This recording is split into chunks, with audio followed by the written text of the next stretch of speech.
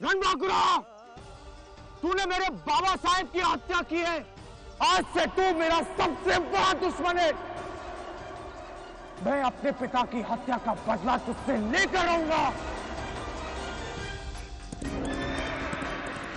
महारानी साहब, हमें जल्द से जल्द इस क्षेत्र से निकलना होगा।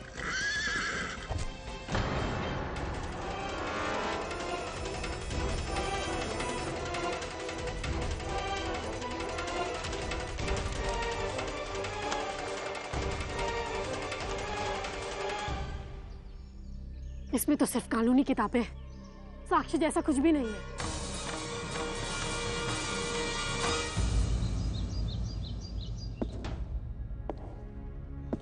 युवराज किसे लेकर आ रहे हैं? युवराज किसे लेकर आ रहे हैं? ये तो महाराज है। ये क्या हुआ महाराज को? ये तो महाराज है।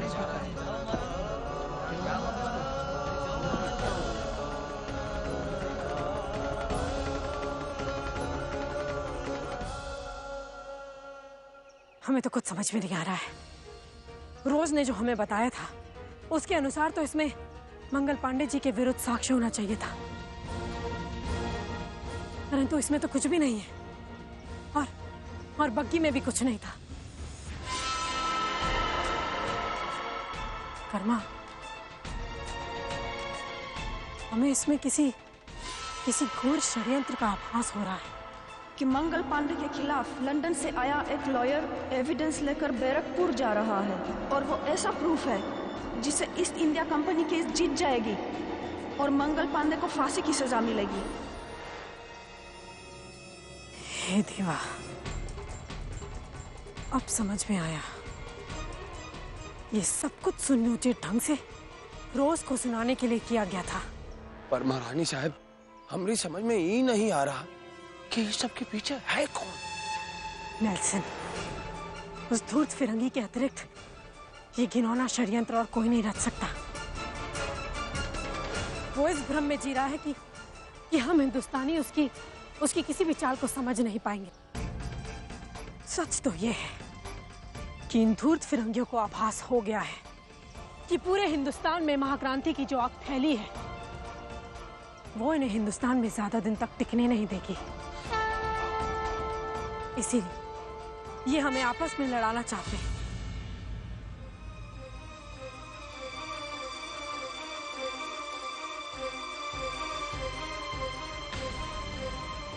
महाराज! महाराज! महाराज!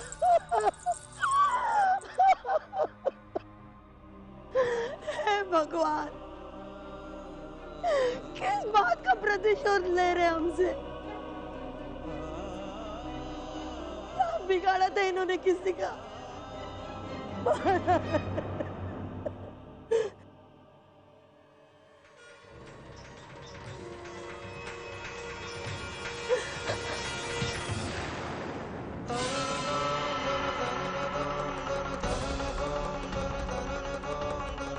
बस मां साहिब, आपके आंसू बहुत कीमती हैं।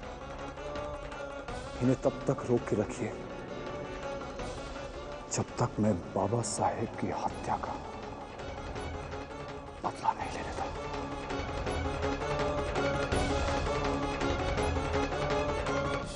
नेल्सन ने अपने स्वार्थ की पूर्ति के लिए मोट के महाराज शिवराज पर गोली चला दी। नहीं महारानी साहब, वो धूर्त नेल्सन आपकी हत्या करना चाह रहा था। परंतु बलि की वेदी पर तो कोई और चढ़ गया ना कर्मा। वो हमें पकड़ने के लिए साक्ष्य का खेल खेल रहा था और जब उसमें असफल हो गया तो मोट के महाराज पर गोली चला दी। आज नहीं तो कल मोट भी झांसी का शत्रु बन जाएगा और ये धूर्त फिरंगी यही चाहते हैं कि हम आपस में ही लड़ते मरते रहें। परंतु नेल्सन भ्रम में जी रहा है, भूल गया है कि लक्ष्मीबाई उसके दिन गिन रही है। दिन। कर्मा, तुम मोट जाओ और वहां पे क्या क्या हो रहा है उस पर सूक्ष्म दृष्टि रखो। नेल्सन अवश्य युवराज के कंधे पर रखकर बंदूक चलाना चाहता है। जैसी आपकी आज्ञा महारानी साहब, हम मोट जा रहे हैं और पल पल की पर्याप्त सूचना आपको देते रहेंगे। ठीक है, हम भी ताते गुरु से मिलकर विचार विमर्श करते हैं। जी महारानी साहब।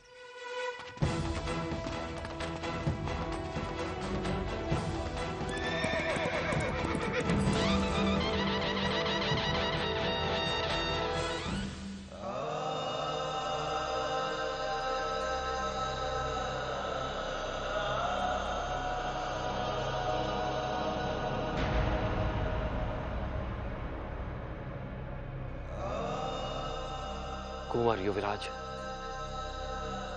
महाराज के दाह संस्कार की अंतिम विधि संपन्न हो चुकी है। उनकी अस्थियों को गंगा में विसर्जित कर अंतिम विधि भी संपन्न कर ले।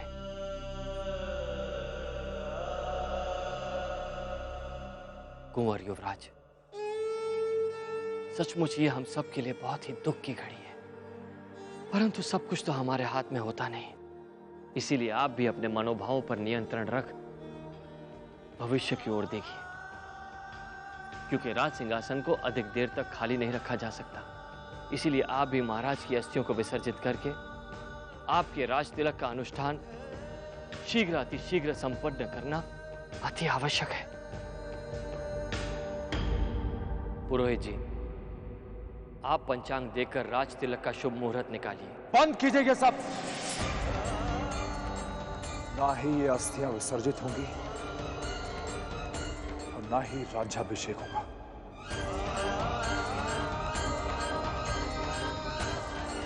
जब तक मैं अपने बाबा साहेब के हत्यारे को ढूंढ के उसे दंड नहीं दिलवा देता, तब तक कोई अनुष्ठान नहीं होगा।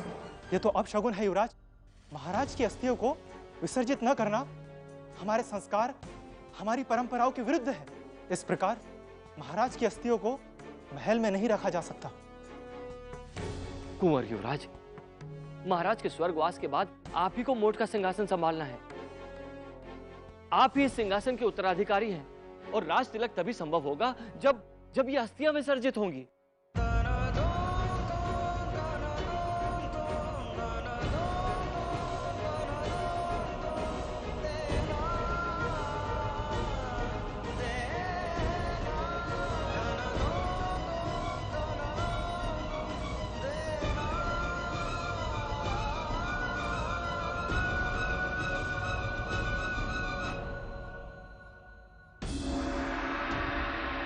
मैं इस सिंहासन पे तब बैठूंगा जब मैं अपने निर्दोष पिता के हत्यारे को ढूंढकर उसे सजा दे दूंगा। ये मेरी प्रतिज्ञा है।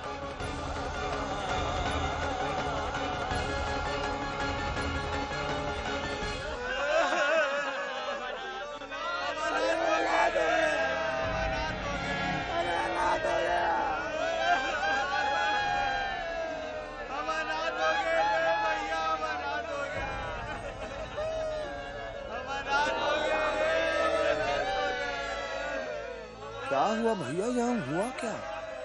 अरे महाराज हमके छोड़ के चले गए भैया। क्यों भाई, तुम तो राजकुमार के साथ गए थे ना? तुम्हें तो पता होगा हमारे महाराज की हत्या किसने की? उसी लुटेरे रणबांकुरा ने। और युवराज हमारी परंपराओं और हमारे संस्कारों के विरुद्ध अनर्गल बातें कर रहे हैं। बताइए, अब महल में महाराज की अस्थियों को कैसे रखा जा सकता है? हे भगवान, ये महल में तो बहुत बवाल मचा हुआ और सारी की सारी सूचना गलत फैलाई गई है। महारानी साहब, Excuse me, Prince. ये टेलीग्राफिक मैसेज अभी अभी मोट कमिश्नरी से आया है। लॉयर कैप्टन हैच ने महाराज शिवराज के assassination पर condolences जाहिर करते हुए कहा कि आपको बैरक पर आने की जरूरत नहीं है।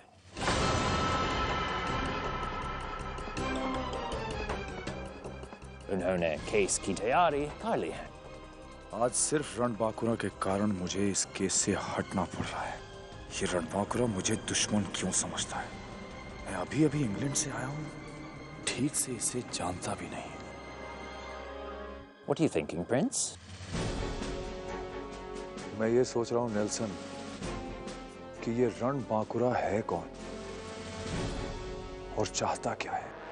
रणबांकुरा एक टेररिस्ट है और वो अपने फ्रेंड मंगल पांडे को बचाना चाहता है, इसलिए तो वो आपको बैरक पर नहीं जाने देना चाहता। फिर तो मैं बैरकपुर जरूर जाऊंगा। मैं देखता हूं कि ये रणबांकुरा मंगल पांडे को कैसे बचाता है।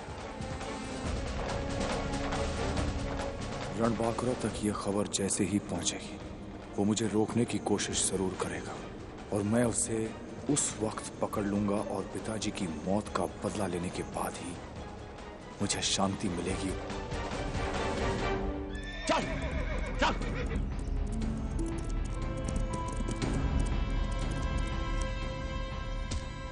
ताते गुरु, हमारे साथ बैरकपुर जाने के लिए सेना की तैयारी हो गई ना? उसकी आवश्यकता ही नहीं पड़ी भाई साहब।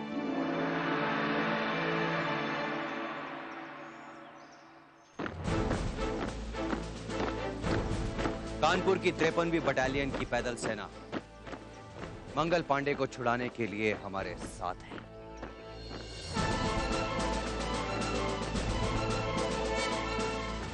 आदेश दीजिए महारानी साहिबा, हम अपने प्राण न्यौछावर करके मंगल पांडे जी को बचाएंगे। महारानी लक्ष्मीबाई की, महारानी लक्ष्मीबाई की। हमारे क्रांतिकारी साथियों, आप सबको यूं एकत्रित देखकर हमें बहुत गर्व हो रहा है। हमें मंगल पांडे जी को प्राण दंड से बचाना ही होगा। वीर क्रांतिकारी मंगल पांडे जी की। भाई साहब, ये संदेश हमारे गुप्तचरों ने कानपुर कमिश्नरी से प्राप्त किया है। इसमें क्या लिखा है? भाई साहब, मंगल पांडे को फांसी का आदेश दे दिया गया है।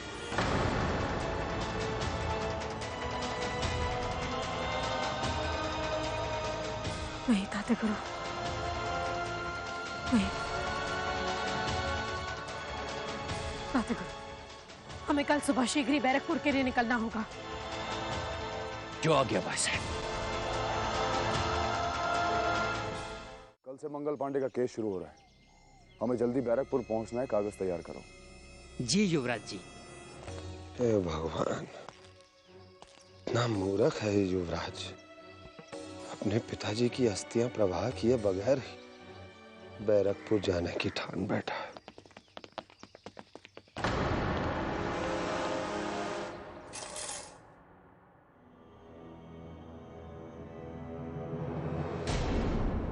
Hey Pandi, have your food.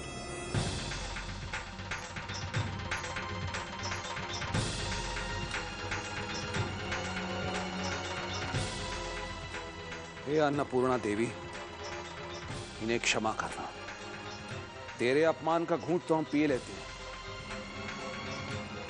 परंतु इसे, ये अन्न है पापी, अन्न।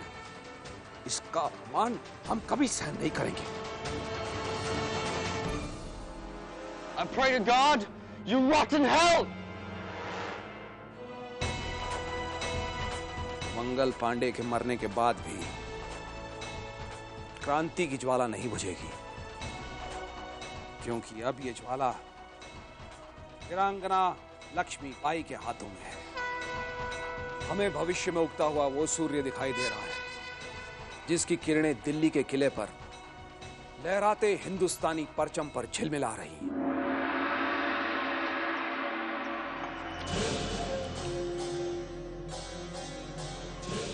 हमने किंग ऑफ मॉर्ट को मारकर आधा काम कर दिया है। किसी तरह रणबंकरा को बेनकाब करके प्रिंस ऑफ मॉर्ट को दिखाना है कि रणबंकरा ही क्वीन ऑफ झांसी है, और इस तरह मॉर्ट और झांसी आपस में लड़ कर मारेंगे। Just need to figure out a way to make it happen. You there, जल्दी करो, हमें बैरकपुर जाना है। ए भीम सिंह भैया, तुम यहाँ?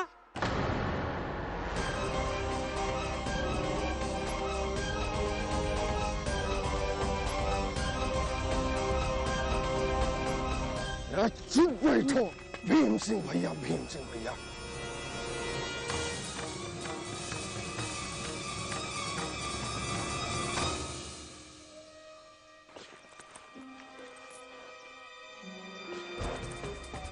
रणबंकरा ने इस अंतराज में अपने आदमी को भेजा है। उसका एक आदमी यहाँ मौजूद है, हमें उसे रेड हैंडेड पकड़ना है। तुम जरूरत से ज्यादा परेशान हो रहे हो नेल्सन। अगर शिकार खुद जाल में फंस रहा हो तो उसे नजदीक आने के लिए उस जगह से हट जाना चाहिए। इतना परेशान होने की जरूरत नहीं है नेल्सन, हम उसका यूज करेंगे, डरो मत। रणबांकुरा भी जरूर कोई ना कोई प्लान बना रहा होगा, लेकिन उससे भी डरने की जरूरत नहीं है, क्योंकि मेरे पास उसके हर प्लान का तोड़ मौजूद है। ताते गुरु, हम जेल की बाहरी दीवार तक पहुंच सकते हैं। भाई साहब, हम बाहरी दीवार अगर पार भी कर लें, किंतु अंदर कड़ा पहरा होगा। तात्या जी की बात सत्य है, बाहरी दीवार पार कर ली भी जाए तो भी अंदर जाकर के मंगल पांडे जी को निकाल पाना असंभव है। हम असंभव को संभव बनाना जानते हैं। हमारा उद्देश्य है मंगल पांडे जी को बचाना, और हम उन्हें बचा कर रहेंगे।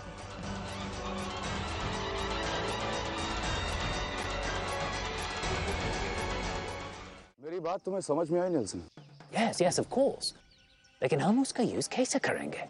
देखते जाओ नेल्सन, पर मेरी एक बात समझ में नहीं आई। तुम्हारी रणबांकुरा से क्या दुश्मनी है? Is it personal? हमारी लड़ाई इन फिरंगियों से व्यक्तिगत नहीं है, हमारी लड़ाई इन फिरंगियों के क्रूर मानसिकता से है।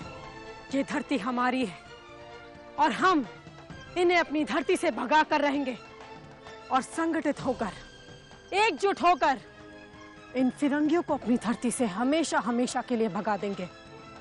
रणबांकुरा ईस्ट इंडिया कंपनी के खिलाफ तो है, लेकिन उसने मुझे बहुत हरास किया है।